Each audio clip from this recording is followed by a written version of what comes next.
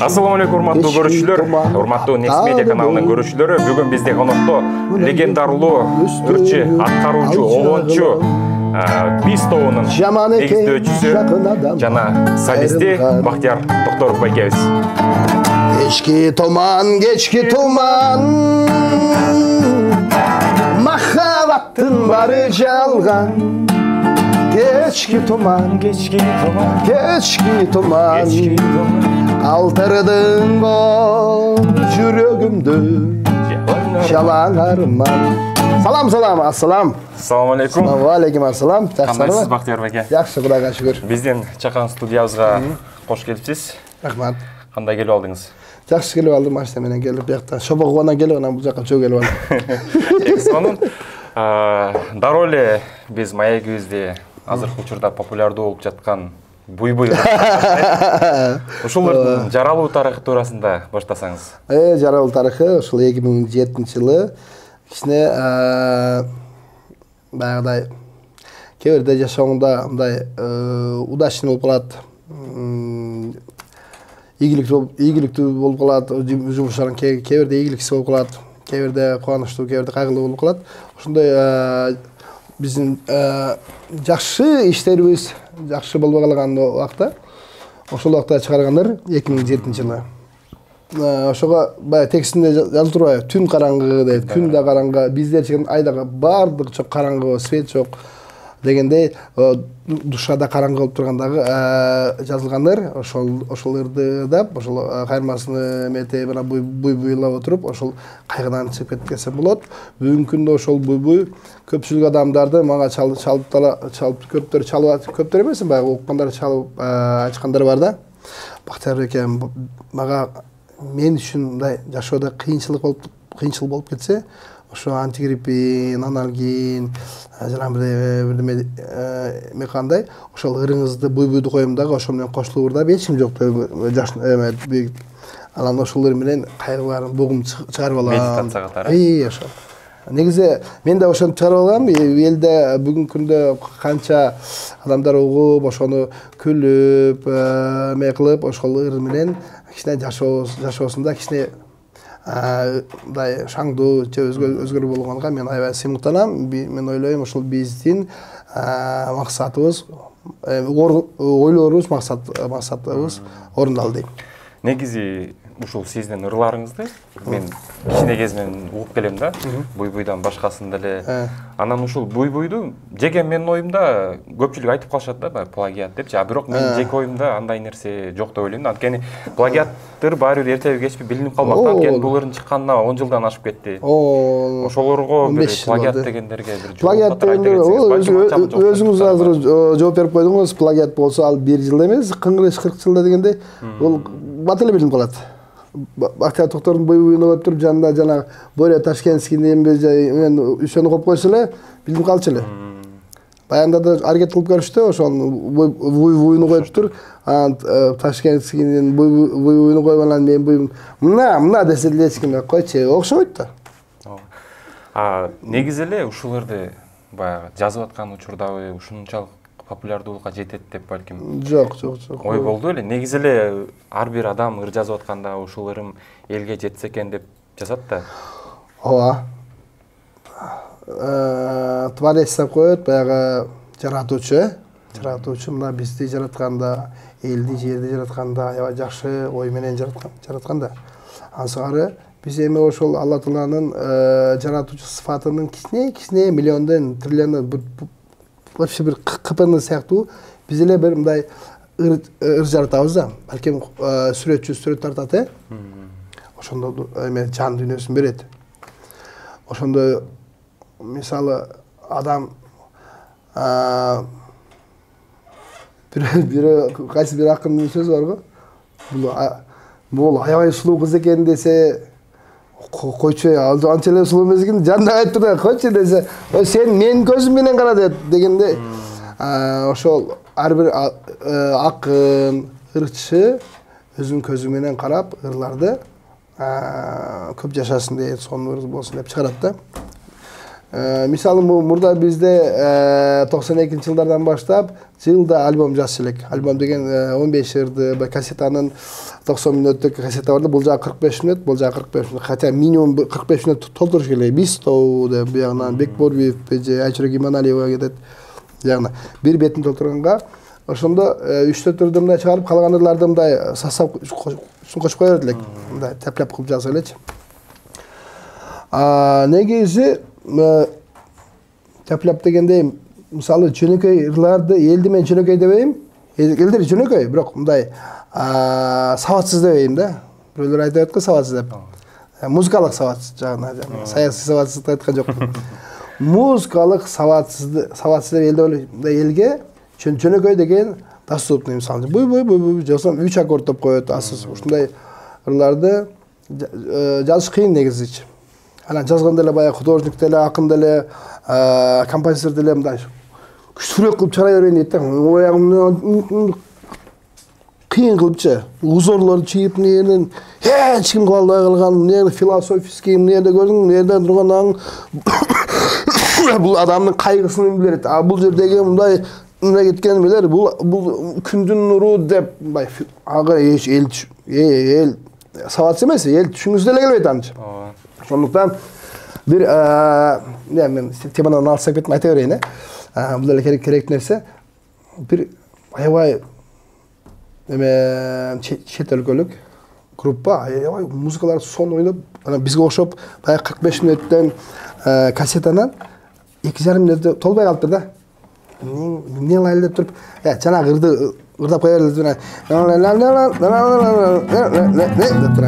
Кошуп коюптур да. Анан именно ошо кошуп койгон ыры менен популярный болуп, берги ырларын эч ким койбойт мына ошону. Ошондуктан мындан билсе болот да. Мисалы Владимир Ильич Ленин дагы, пайгамбарыбыз саллаллаху алейхи вассалам, Мухаммед саллаллаху ал дагы көпчүлүк мындай великий кишилер бар го. Жөнөкөй болгон да. Ошондуктан ырлар да жөнөкөй болуш керек.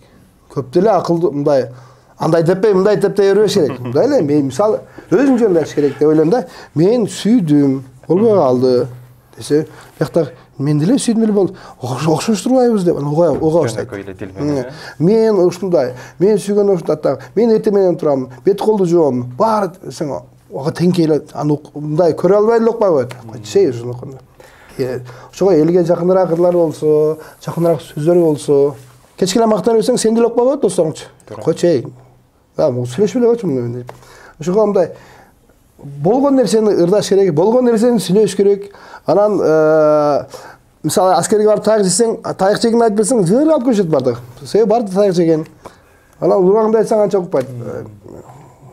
Элдеп коет. Негизи ушул ырды азыр аябай популярдуу болуп, азыркы учурда италиялык баягы сакалчан байкебиз да сиздин брачка. Жана ким айтып атты эле, ол сакалчан 78-жыл. 78-жыл брачка турабы дегендей. Ошол байкебиз да угуп, өзүнчө эле жыргап, бийлеп, магазинде чамасы ошо кийим сатат окшойт, ошол жерде отуруп алып эле улам бир видеону чыгарып атат да. Андан башка деле ушул ырыңыз 4-5 тилге которулган да, менин билишимче. Бул нерсе сизге канчалык жагымдуу болду, канчалык деңгээлде? Жакшы. Баягы ырыңды, өзүң чыган ырларыңды бирдеме чыгарсаң, элдер колдонсо, жакшылыкка колдонсо, бул аябай сыймыктандым. Бардык эле ниети ушундай болот. Менин ырларымды ушу элдеге жакса экен, мен чыгарган шором элди ээлчисе экен, кечке эле шорону айта бербейин, мен чыгарган дагы эмне бар? Бир картошка эл жесе экен, мактапсам ким кайсы эмгек кылса, ошо элге жакса, ошондон бул негизги максат ушул. Ошол эң чоң рахаттын тоо жоксу ошол. Ушул ырда сиз көп эле интервьюларда айтып жүрөсүз да, жанагы буй-буй деген эме жеринчи, припевин. Ушул жерин кандайдыр бир мындай иштеги букту чыгара турган сөз депчи, маани депчи. Ушул именно ушул буй-буй деген сөздү тандоо кантип оюңузга келди? Баягы мисалы мен ушул мындай кичине бук чыгарганда ушул сөз жакшы экен негизи. Бул сөздү негизи ошол элдер көп эле колдонушат. буй деп ыйлаганды ары берге. Анан баягы ырдын кайрыктарына да аябай сонун келди. Мисалы мен ырларды жазганда мисалы кыздардын аттары көп. Ошонун баары кыздар менен сүйлөгөн жокмун. Просто ырдын баягы кайрыгынан сонун түшүп келет да. Туура келген. Анан ошол именно балким ошол тыбыш даже. А деген үй, мисалы англисче окшоп кетсин десең, мисалы неге англисче ырлардын ырлар жакшы кылат да, потому что алар эртерээк чыккан. Пай тай деген, why деген жерге, мисалы бизде эле, мисалы жамгырдай десең, ай кетет го, ошондой муң койгонго аракет кылам да. Ошого бул буй деген бизде электоратта ошо киши каза болгондо кайгыда да, кайгында ой демей калат. Ошол мен дагы негизи ошол сөз ошо кайгынын белгиси да. Кайгыны чыгара турган белгиси. Лай десең, нананай десең алдында, ал кубанычты чыгарат. Кубанычты эле чыгарыш керек. Айтат, кайгы менен кубанычты бөлүшпөйлү досум деп. Кубанып болсоң өлүп каласың, эч ким айтпасаңчы. Анан кайгырсаң эле ошону айтыш керек. Ошону айтканда кайгыны буй менен айтыш керек, кубанычты нананай ушундай, Туура. Акыркы учурда Аллап койдуң сени. Сени калды. Макул. Акыркы учурда эмне болуп жүрөсүз? Элда сиздердин баягы ырларды сагынып калды болуш керек. Көптөн бери менин билишимче концертте боло элек дегендей. Акыркы, эл ошо эртең турам, абиттерде эртең абиттер кеч жетабыз силерге ошо 4-кө чейин YouTube'дан ары бери карап. Алан негизи максат эми баягы Чыңгыз Айбатов агабыз айткандай адам болуш. Ал негизи максат го. Анан Алланын ыраазычылыгы издеш керек. Анан дагы бир мындай күнүмдүк эме болсо, же 1 жылдык мурда союз кезинде пятилетний план деген бар эле, 1 жылдыгы. Анан студент кезде баягы семестр бар деген бар, квартал сайын. Мектепте эле черек чыгат го. Ошондой дегендей жакын пландарыбыз ошо биз тобунда 30 жылдык болуп туруп 30 жыл жаш болуп калыптыр дейм, байкабай калдык. Мен ушуну жакшы эметпейт элем. Мисалы бир ырчы чыгып, же бир группа чыгыпчы. Анан бизге 20 жыл, бизге 30 жыл, бизге 40 жыл десе, эми бир-эки ырды чыгарып койгон, анан биз 30 жыл бою ырдаган жокпуз. Балким 15 жыл катуу эметтик, анан калганын жөн эле силерге ошол эле жашап эле жүрөбүз, угуп коюп. Анан негизи ошол 30 жылдык юбилей болот экен, элден кечирим сурайбыз. Жарым ырдаган, жарымда эле жашап койдук, ата нак эме болсо 15 жылда. Ошого концерт берели деген ой бар. Площадьта бир ачыгыраак жерде бекерде концерт коюп туруп. Быйыл, Быйыл. Ошону жакшылап тартып алсак, силер келип поддержка кылсаңар, мына. Анан калган элдер ушундан көрүп алса. Эң жакшы. Сиз өзүңүз билбейт окшойсуз, жана башта ырдап өтпөдүңүзбү, Кечки туман деген ырыңыздычы. Ошол ырыңыз азыркы убакта корейлерде да аябай популярный болуп атат да. Уктуңуз беле бул ырыңды? Жок. Тамашалап атам. Сиз жана мен алдап койгондой. Бири болсун дедим. Мен дагы алдайын сени. Ушул именно Кечки туманда ушуну французча которуп ырдасаңыз дейт бир брачкачы. Сакалчан брачка эмес, сакалчык брачка. Окаттык. Ушуну французча которуп ырдабайсызбы дейт. Мен 100 малым бар дейт. 80би. Популярный болуп кетпесеңиз мен ушул малдын баарын берем дейт. Ошол Кечки тумандын баягы эмелери французча аябай жакшы отурат экен. Француз тилинде.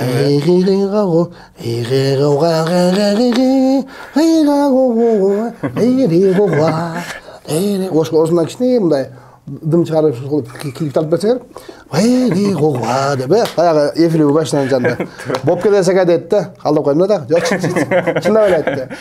Ошого ошону ырдасак болчу да, Эң сон Урматтуу көрүүчүлөр, бүгүн бизде конокто Бактияр Токторов агабыз. Эки алдамчы дебейсиңби? Эки алдамчы тамаша албетте. Бактияр Токторов агабыз болду. Бактияр баке, жыйынтыктап жатып, ошол буй-буйду бир аткарып өтсөңүз. Бардык көрөрмандар күтүп калды окшойт.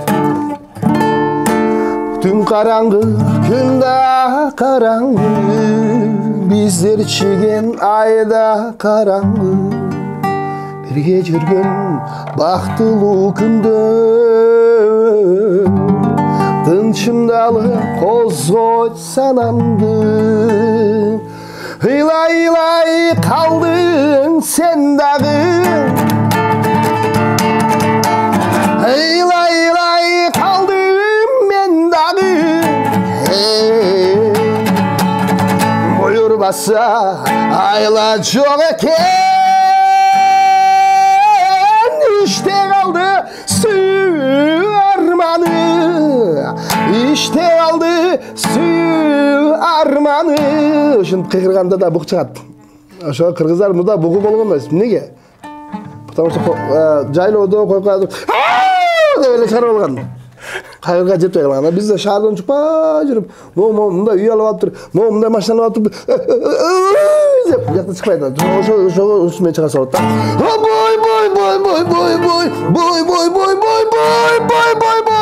Бой деп кошулуп ордосаң агырда деп коет да. А негизи бугун чыгарып аласың да.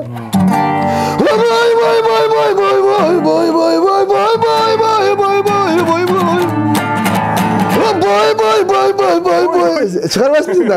Sen de çok mu? Biz çıkarıp alганбыз. Sen жайлоого көп чыгасың biz ya.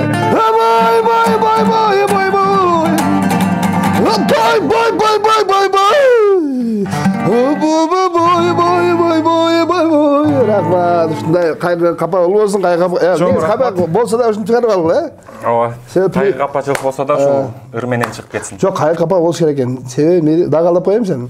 Себеби плюс минус болбосо свет күйбөйт да. Туура. Ошондуктан минус да керек, плюс да керек. Бирок минус келгенде буй-буй кылып төлөйм. Так. Чоң рахмат, сизге ийгилик. Бар болуңуз.